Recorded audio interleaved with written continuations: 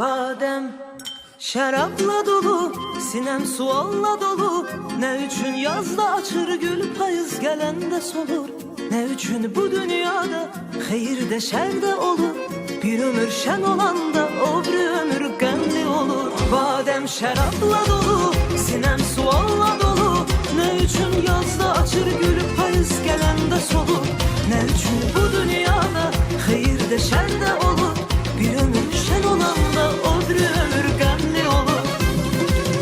Düşündükçe bu hayat çetin gelir insana.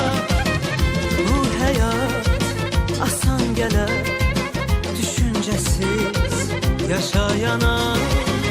Bu hayat asan gelir düşüncesiz yaşayana. Birisi hoşbəxtli var dövlətdə görür, o biri aşık olup sevgi məhəbbətdə görür. Kimisə övladının gələcəyində görür, kimisə uzun ömür və can sağlamda görür.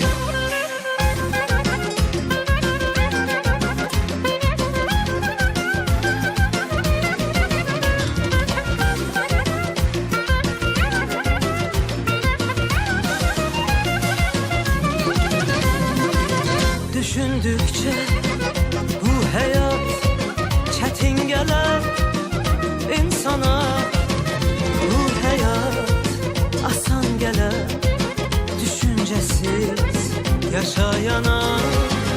Bu hayat asan gelir düşüncesiz yaşayana. Eğer ilk məhəbbətdə axır ayrılır,